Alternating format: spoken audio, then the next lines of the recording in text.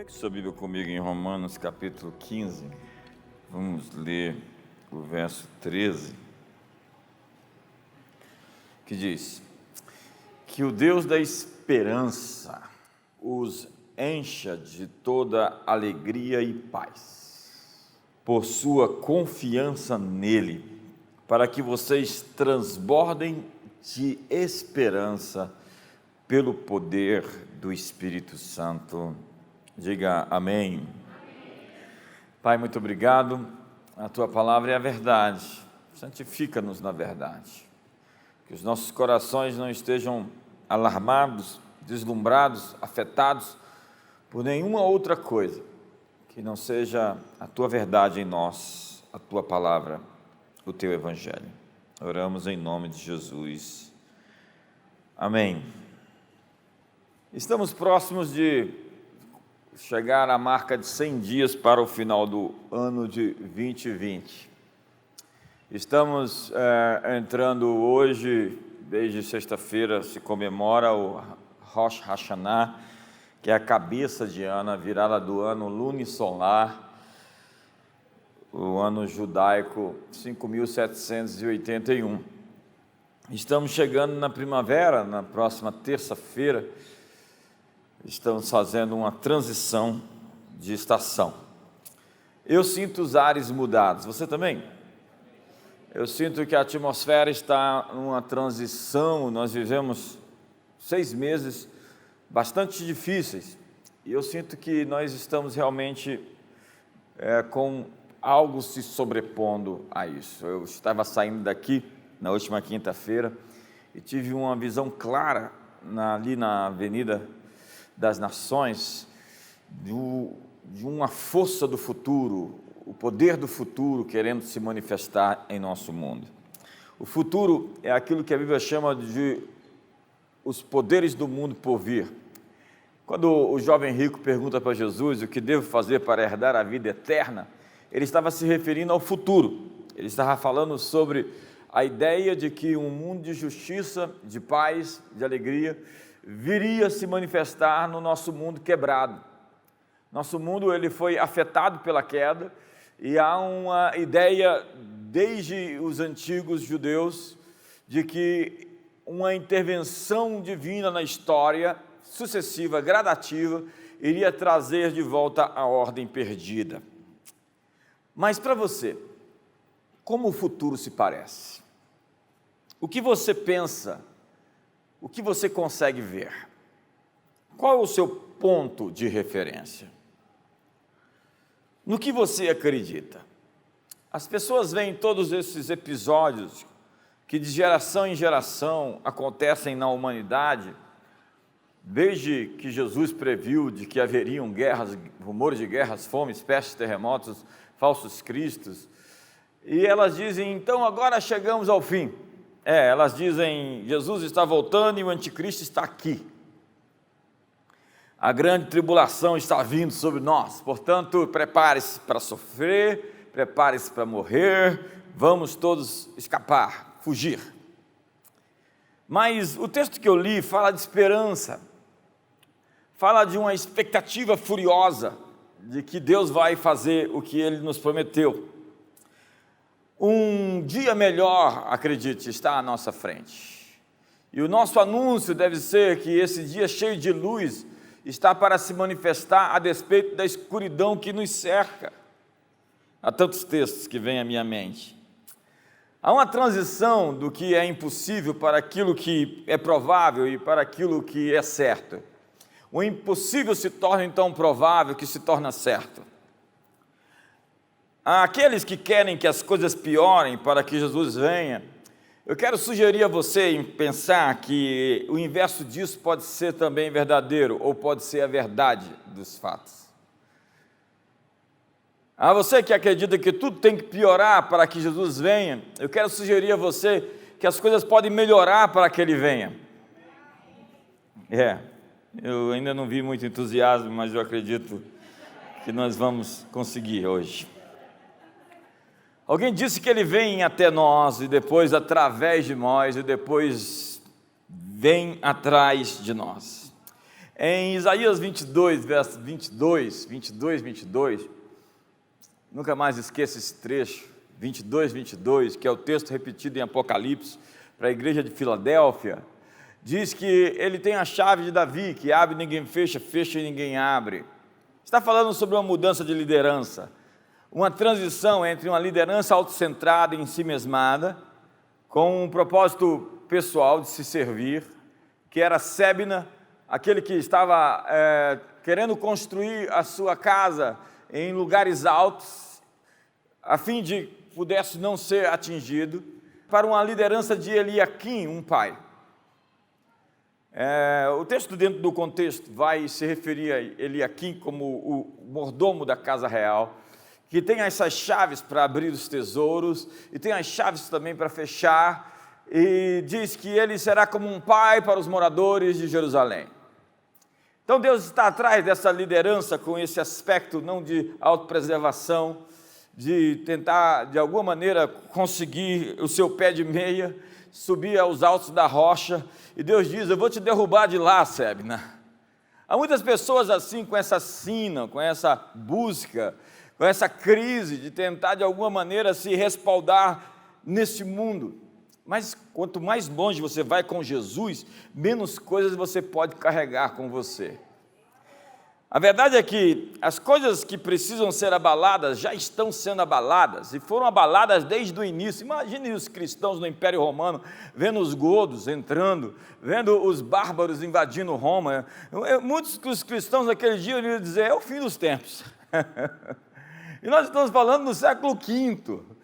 Imagina os cristãos ali, quando o mundo quase se atomizou no período feudal, e eles diriam: é o fim dos tempos. Quando os muçulmanos chegaram e entraram na Europa, conquistaram a Península Ibérica, imagina aquela guerra do Carlos Martel, onde ele segurou o avanço muçulmano. Muitos iam dizer: é o Armagedon, é a guerra final, e daquele momento foi o Armagedon daquela geração, porque se eles tivessem perdido, o mundo como existe estaria bem afetado hoje.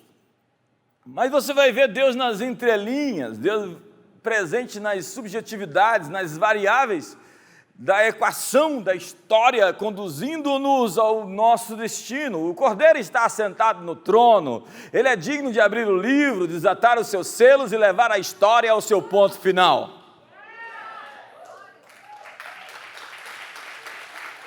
E as coisas que podem ser abaladas estão sendo abaladas, e não é de hoje que elas são abaladas. Elas estão descritas nas 7 taças da ira, elas estão descritas nos 7 trombetas, elas estão descritas nos 7 cálices, nos 7 selos.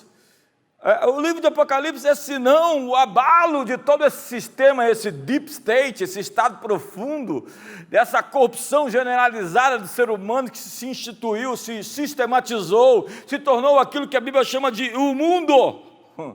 O mundo que jaz no maligno não é o planeta Terra, senão os governos que o governam. E esse sistema está com prazo de validade vencido. O príncipe desse mundo já foi julgado, ele despojou os principados e potestades na sua cruz e triunfou sobre eles. Ele arrancou as suas insígnias, a sua autoridade e os conduziu em procissão em vitória. O reino de Deus está entrando há 2000 anos, como o fermento que leveda a massa, como o grão de mostarda que cresce e se torna um arbusto, onde vem se aninhar os pássaros. O reino de Deus aparece como uma pedra cortada sem auxílio de mãos, que derruba a estátua do governo gentio e torna todos aqueles governos em pó, e aquela pedra vai enchendo. Eu gosto disso porque é uma progressão, está crescendo, está avançando, está aumentando. Então ele vai entrando e deslocando e substituindo o velho mundo tenebroso por um novo mundo. Um novo mundo. Como diz N.T. Wright, no útero da velha criação, Deus está gerando uma nova criação. Isso é perturbador, porque envolve a demolição do velho, e dá trabalho. O demônio às vezes se joga no chão, ele treme, faz barulho. O tremor não é ruim, os tremores são bons, significa que algo está saindo. mas está saindo não de pessoas, simplesmente está saindo do sistema. Muito obrigado pelo entusiasmo. As forças tenebrosas estão sendo substituídas, e isso envolve convulsões sociais. Isso envolve guerras e rumores de guerras, fomes, pestes, terremotos. O Salmo 46 é uma descrição disso. Os reinos se abalam, ele faz tremer a terra, os montes se lançam para o meio dos mares. Mas ele diz: aquietai-vos e sabei que eu sou Deus. Sou exaltado sobre a terra, sou exaltado nas nações. Há um rio cujas correntes alegram a cidade de Deus. Deus está no meio dela, jamais será abalada, e Deus a alegrará desde a antemanhã. A antemanhã é aquela madrugada em que o sol está para emergir e dissipar toda a escuridão. Senhoras e senhores, nós estamos nessa antemanhã, onde o dia está nascendo, e a glória de Deus encherá a terra como as águas cobrem o mar. É isso. Então a Bíblia diz que ao invés de ficar fazendo teologia de jornal, olhando para o jornal e falando é o fim, diz assim: levantai as vossas cabeças, não olhe para nada disso, não preste atenção nisso, mude o seu olhar, mude o seu foco, preste atenção no que interessa, porque a vossa redenção está próxima. Um novo dia com possibilidades quase infinitas está vindo sobre nós. E 2020 é isso. É o ano para avançar na consciência disto. Nós estamos no grande despertar anunciado pelos antigos. Eu tenho ouvido palavras e palavras e palavras sobre um grande avivamento, sobre um grande despertamento, sobre algo que vai vir sobre a terra inteira e a glória de Deus se manifestará. E nós estamos vendo isso mediante a colisão entre a realidade de Deus e a nossa realidade. Indo ali na Avenida das Nações, eu vi a sobreposição do reino de Deus sobre o governo dos homens. E não se trata de algo físico, tangível, palpável. Quando disserem ele ali, ocular, não creia, porque ele está no meio de vocês. Ele não vem com aparência visível, mas é constituído de valores. São os valores do céu invadindo a terra. E de repente as pessoas começam a ter um novo mindset. Toda a terra será cheia do conhecimento da glória de Deus, uma consciência do divino, do transcendente, do metafísico, do sobrenatural. E não é uma coisa mística ou esotérica, é o próprio Criador reivindicando para si aquilo que Ele fez, a autoridade que Ele tem de dar a assinatura, a obra das suas mãos, como um pintor assina um quadro que fez. Deus está dizendo: a terra é minha e a sua plenitude, e eu vim aqui para reivindicá-la de volta para o meu governo, mediante o meu Filho morto na cruz e ressuscitado, e agora os filhos de Deus, a igreja, coluna e baluarte da verdade. Esta é uma temporada de choque, é uma temporada de colisão, uma temporada de agitação, mas este não é o fim, não é o começo da grande tribulação.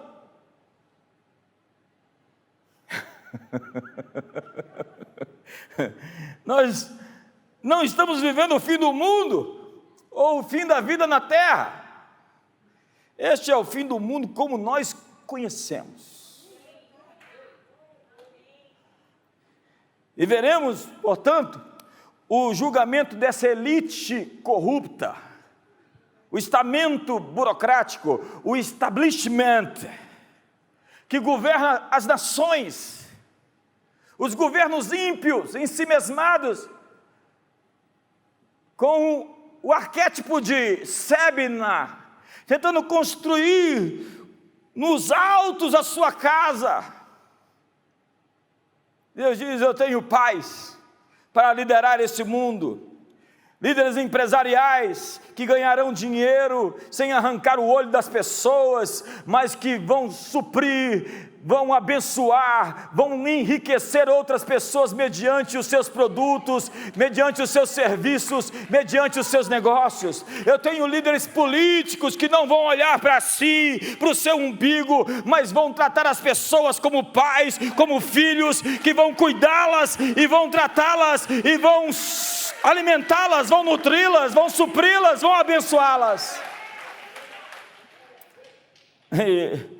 Esse julgamento está vindo.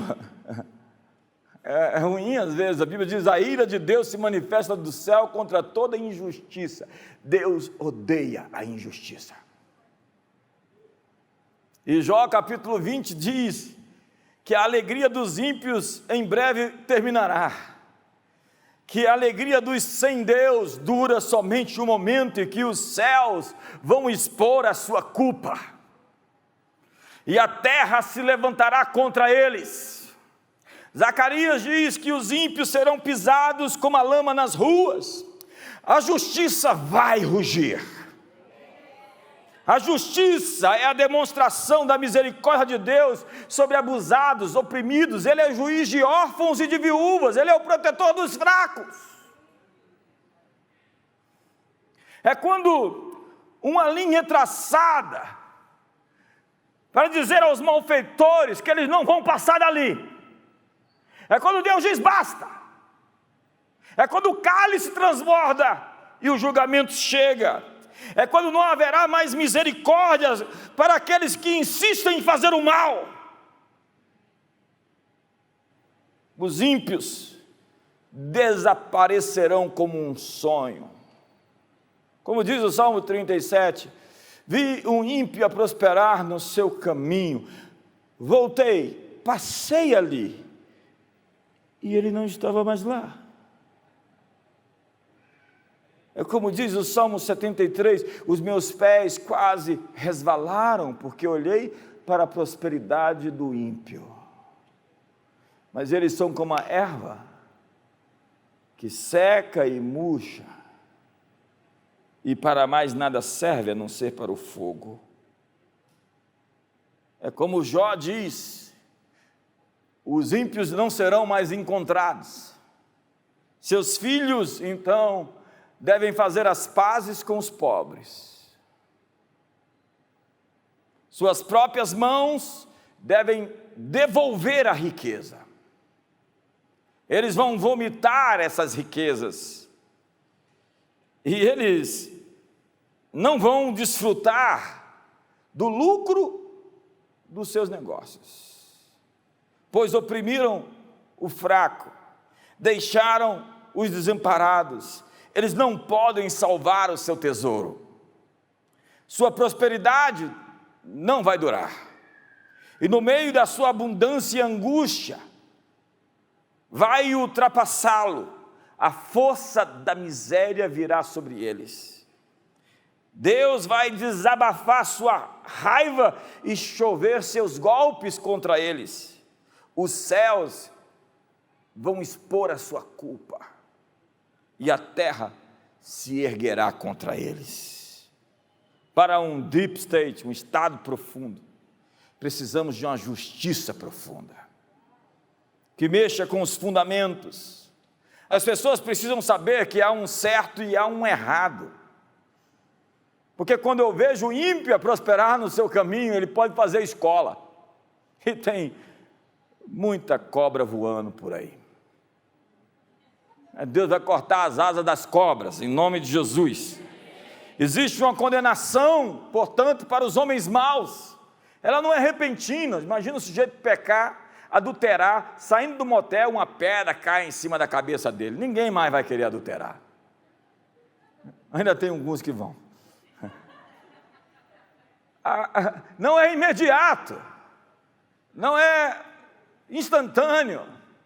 Mas eu quero dizer que Deus está traçando uma linha, e está dizendo para muitos nesse país e nas nações do mundo: daqui vocês não passam. Cristo não vem agora para nos levar para casa, Ele vem para julgar o mal e estabelecer aqueles que são dele. não é o fim, é apenas o início da era do reino.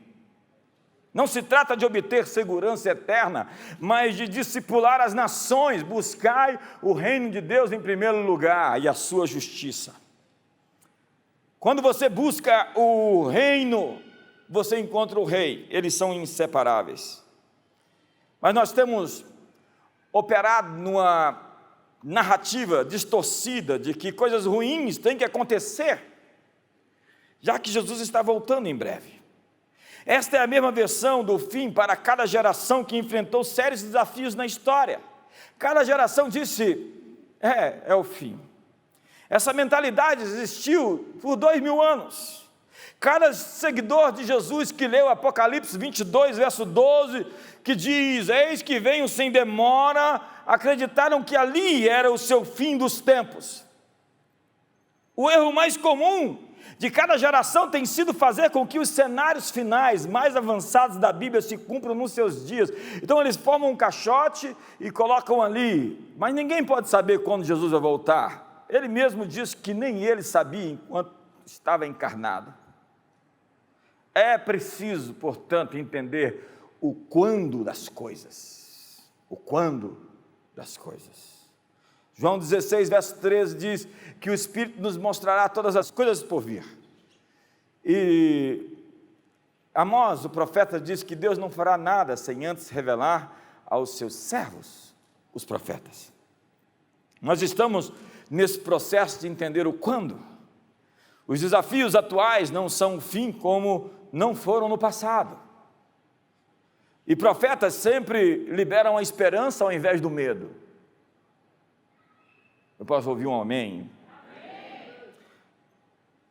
A instrução de Jesus não era especule até eu chegar, mas ocupe até eu vir. A promessa é que toda a terra estará plenamente consciente da verdade. Sua glória e a sua beleza serão conhecidas. Salmo 67. Os céus aguardam até que certas coisas sejam realizadas na terra. Atos 3, 21. Não se trata de um encontro, mas de uma tarefa cumprida. Isaías diz que haverá tanta luz, que as nações caminharão para a luz que te nasceu, os reis para o teu resplendor. Isaías 60 diz que haverá tanta luz, que as pessoas dizem, eu preciso ir até ali, existe algo acontecendo, há um brilho, há um fogo, há um resplendor, há uma glória. E de Sião procederá a lei, de Jerusalém a palavra do Senhor. Mas os profetas de hoje procuram encontrar um fim a cada momento. E eu tenho amigos que fazem isso. Mas eu quero lhe dizer, mais uma vez, este não é o fim, é apenas o fim do mundo como o conhecemos. Estamos atravessando a tempestade. Essa tempestade do coronavírus está nos levando ao nosso destino. Sabe, Jesus não fez nada sem antes profetizar o que ele faria. E ele disse que iria atravessar a tempestade. Passemos para o outro lado. E quando eles estavam no meio do mar, do lago de Genezaré, o mar da Galileia, uma tempestade emergiu e ele foi ali, acordou, estava dormindo, repreendeu os discípulos por terem esquecido a última coisa que ele havia lhes dito. Eu disse a vocês que nós iríamos para o outro lado. Independente da tempestade, do Covid, dos demônios, do anticristo, da besta, do falso profeta, eu vim aqui para lhe dizer, nós estamos indo para o outro lado.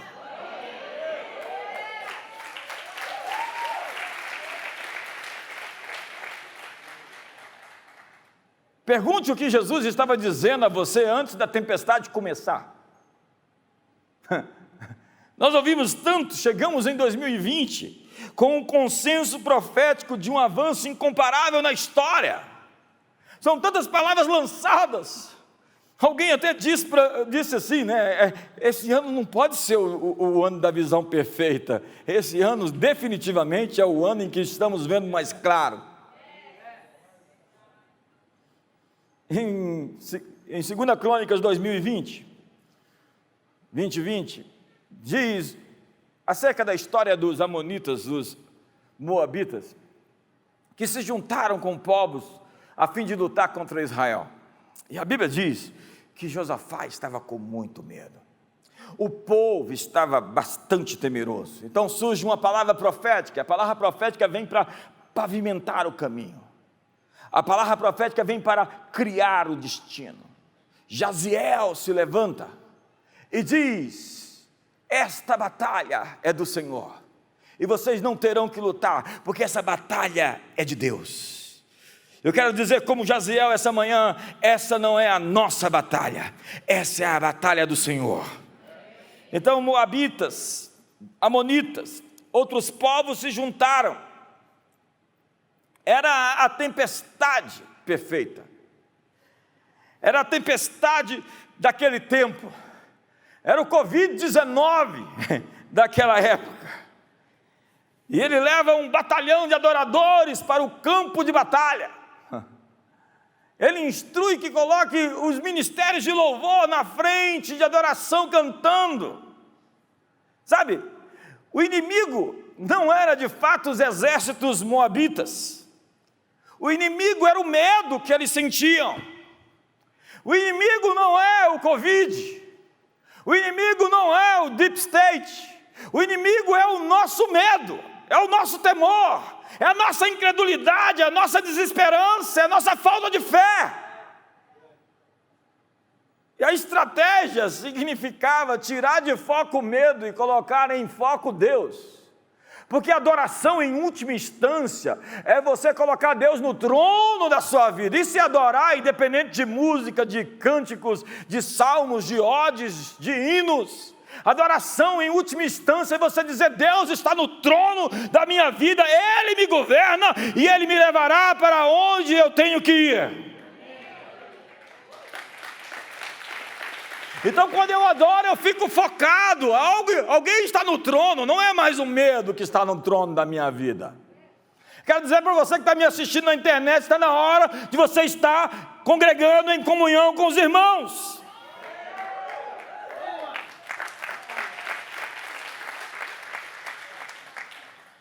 A ideia é que eles somente venceriam os medos se eles tirassem de foco o inimigo e colocassem em foco Deus. Ao tirar do centro, da cabeça, seus temores e colocar Deus no lugar, eles fizeram com que os inimigos se virassem uns contra os outros, se autodestruindo. E eles começaram a se matar. Eu vim aqui hoje, os inimigos vão começar a se matar. Hoje nós temos moabitas, amonitas nos cercando. Nós temos que escolher se vamos ficar com medo deles ou se vamos atravessar para o outro lado. Vejo você do outro lado. Quando o sal falha em temperar, em salvar a sociedade, ela apodrece. O sal tinha a função de não permitir que a carne apodrecesse. E quando o sal falha, a sociedade apodrece, e aí nós somos pisados por conta disso. Nós temos que mudar a mensagem de como seremos salvos para então como viveremos. Temos que tirar o medo do foco, substituir a paranoia coletiva pela coragem de quem tem Deus em negrito. É a ênfase, é a tônica. Tem muitos bons pregadores que não sabem nada sobre acentuação. Eles dão muito poder para o inimigo. Eles têm um diabo muito grande. Existe um diabo, mas ele não é tão poderoso como os publicitários dele afirmam.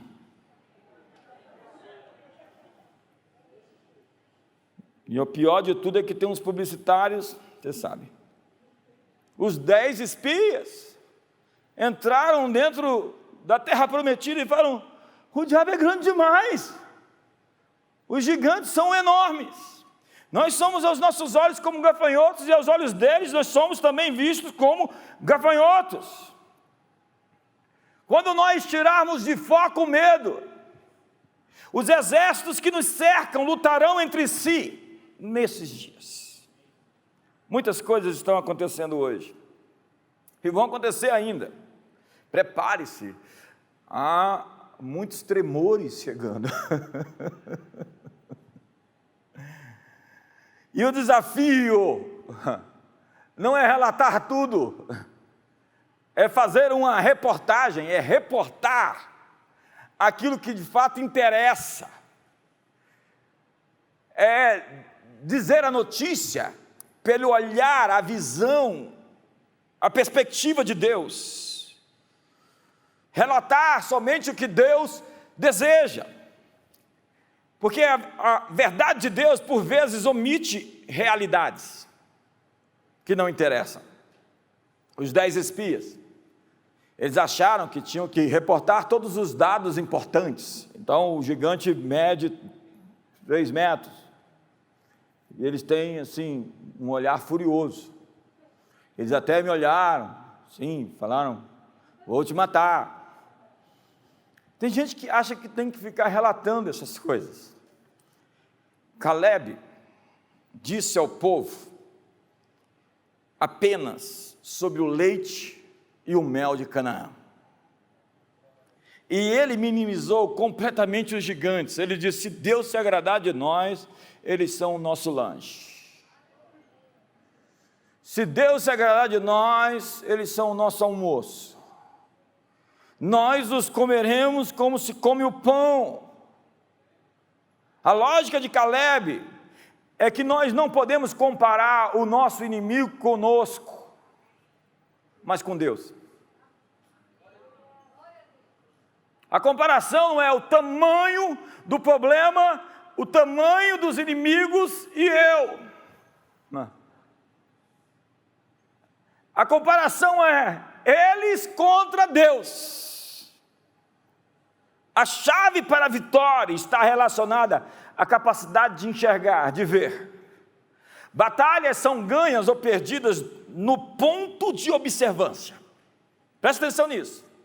O ponto de observância é a chave. Caleb viu Deus como supremo. Quando você vê Deus na equação, o inimigo sempre parece menor. Davi disse que Golias era somente um filisteu não circuncidado. Todo mundo assustado com Golias, e Davi falou: ele não é circuncidado, é grande, mas não tem aliança com Deus. E eu vou contra ti em nome do Senhor dos Exércitos. Você sabe, Golias não era o grande inimigo. O maior desafio de Davi não era Golias. O maior desafio de Davi era seu irmão mais velho, invejoso, Eliabe. Nosso maior desafio não são os inimigos externos, às vezes são os inimigos internos. Está cheio de Eliabe por aí, que faz parte dos sobreviventes temerosos. Batalhas são ganhas ou perdidas no ponto de observância. Seu ponto de observação pode ser a visão de um crítico. Você vê com os olhos de um crítico. Você vê com os olhos de alguém amargurado. A amargura dele vazou para você. Ou de um professor universitário que lhe vendeu a visão de que a igreja é desnecessária. Ei, acerte seu foco. Corrija a sua visão. Suba a sua frequência. Dobre as suas apostas. Eu quero terminar falando 3 textos para você, mais uma vez. Como as águas cobrem o mar, assim eu encherei a terra do conhecimento da glória do Senhor. O que a Bíblia está dizendo é que o conhecimento de Deus será notório para todos. As pessoas vão percebê-lo. Você vai ver as pessoas cheias do Espírito Santo nas ruas, nas praças, nos shoppings, nos supermercados, nas autarquias. As pessoas serão invadidas como diz o profeta: derramarei o meu espírito sobre toda a carne. O segundo texto, de Isaías 60, diz: as nações caminharão para a luz que te nasceu. Não se impressione se alguém vier de outra cidade, como já vem para nós.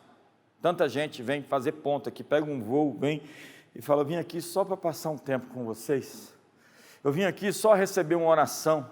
Eu vim aqui só entregar uma oferta para você. Eu vim aqui só para pegar a atmosfera que vocês têm. Eu vim aqui só para ver você. Não se impressione se alguém for te visitar lá na sua casa. Eu vim aqui receber uma oração, mas não dava para ser por telefone, não. Eu queria receber uma imposição de mãos. Eu queria receber uma ministração sua. Na verdade, eu quero ver essa luz que te nasceu, porque ela está brilhando além de Brasília. Ela está brilhando além do Brasil. E a Bíblia diz: os reis caminharão para essa luz. Os príncipes, eles vão procurar. Eu preciso estar ali. Isso vai acontecer com muita frequência. Eu preciso estar ali. Eu preciso ir ali. Existe algo ali que eu preciso provar. Eu já ouvi algumas histórias dessas. Eu não quero compartilhar agora. E por fim, os céus o retêm até o tempo da restauração de todas as coisas. O que Pedro está dizendo em Atos capítulo 3, é que algumas coisas precisam acontecer aqui, para que os céus permitam o Cordeiro vir. Vou repetir, não se trata simplesmente de um encontro, mas de uma missão que temos que cumprir. Quantos estão prontos? Eu sinto que você está empolgado, fique de pé.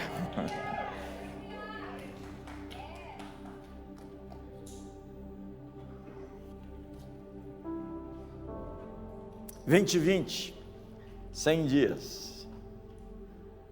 Quantos querem dar um sorriso para esses 100 dias aí agora? Quantos sabem que Deus vai restituir para você mais do que o dobro do que você perdeu ou não teve? Quantos sabem, solteiros, que vão encontrar alguém agora em 2020?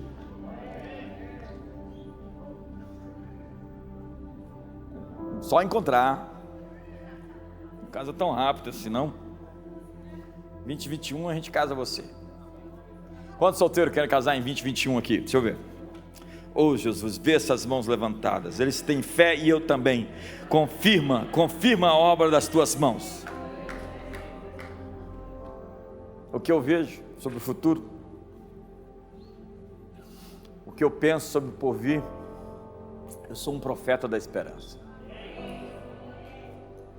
Eu acredito no futuro. E ele é melhor do que qualquer passado que tivemos.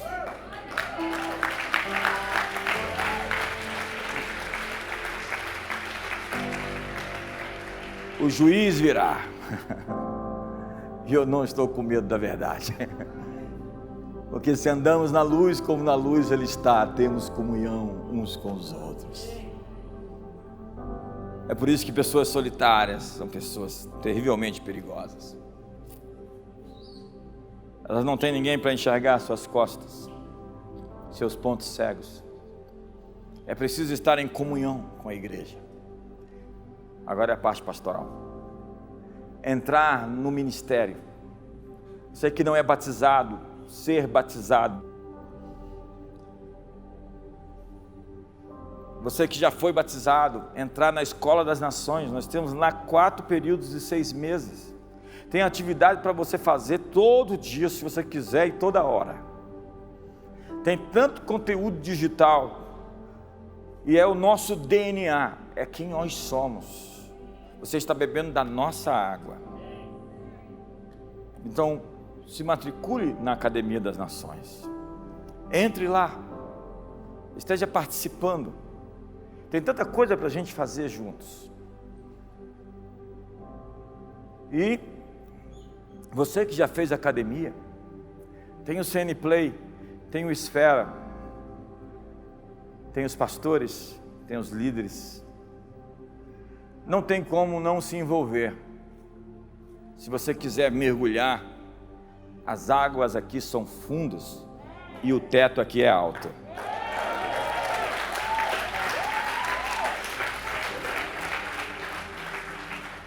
Então você pode crescer, se você quiser, mas não fica na margem, na marginalidade. Vem para perto, onde as águas são fundas.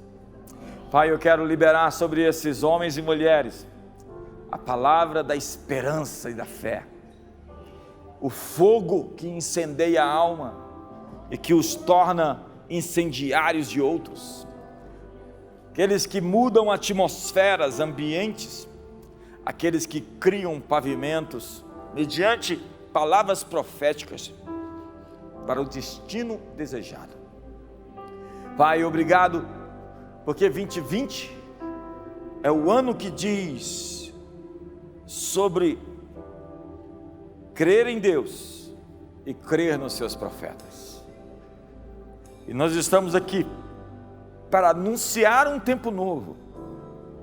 A despeito das guerras que vamos lutar, nossos corações não estão com medo, porque o nosso foco está em Ti, porque o nosso trono da vida não está vazio, nem está preenchido pelo nosso ego, pelo nosso eu.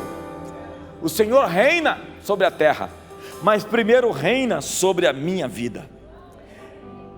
Então nós não tomamos decisões apartados da Tua orientação, da Tua sabedoria, ou daquela que nos foi dada pelo corpo, o corpo da igreja.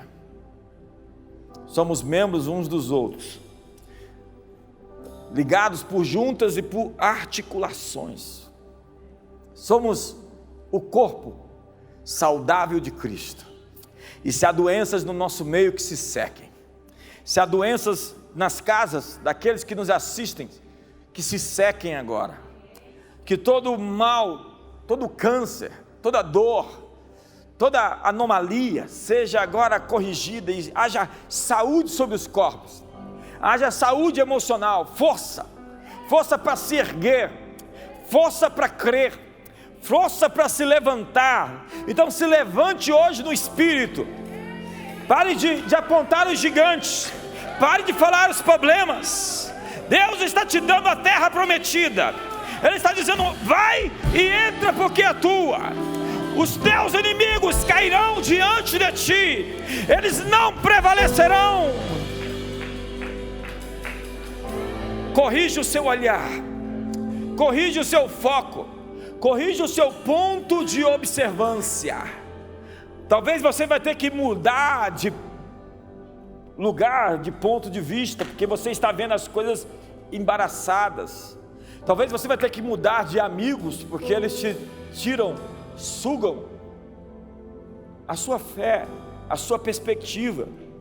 Eles movem-se por crítica, eles movem-se por fofoca, eles se movem por amargura, eles se movem por sentimentos hostis, negativos. Ministre a essas pessoas, mas não seja ministrado por elas. Seja impermeável perante elas. Não se deixe afetar ou moldar pelo espírito delas. Transforme o seu ambiente e não seja transformado por ele. E se ajunte com aqueles que têm o espírito certo, com o Josué, com o Caleb, com aqueles guerreiros como Davi. Ei, Davi pode prefigurar um tipo de Jesus, mas ele tipifica todos nós. A Bíblia diz que o menor de nós será como Davi. Então que se erga uma geração de Davis, uma nação de Davis, de matadores de gigantes, de destruidores de fortalezas, de conquistadores de Sião, de adoradores exuberantes, extravagantes. Levante as suas mãos e o adore.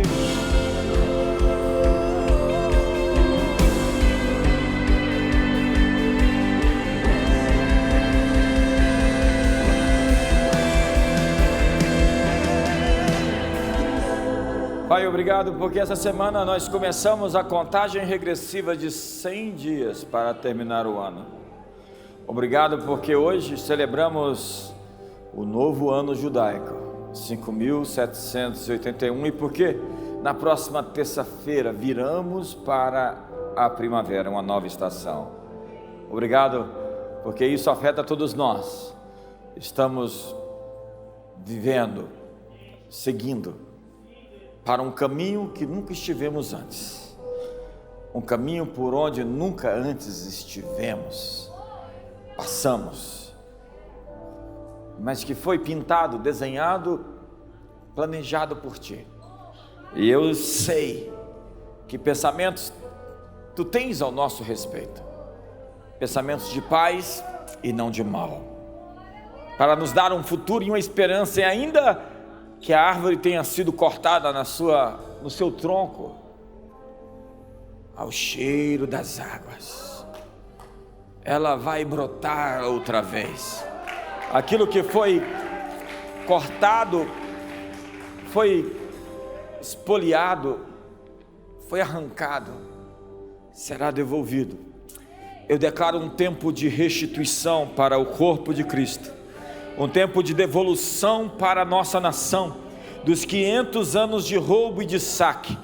Liberamos a restituição sobre famílias e gerações, antepassados, tudo aquilo que nos foi negado, que nos seja estornado, devolvido.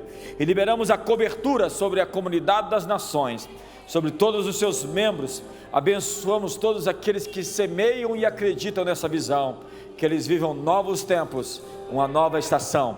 Que o amor de Deus, a graça de Jesus, a comunhão do Espírito Santo seja sobre a sua vida. Um ótimo dia! Assista esse e mais conteúdos exclusivos somente no CN Play. Acesse agora www.cnplay.com.br.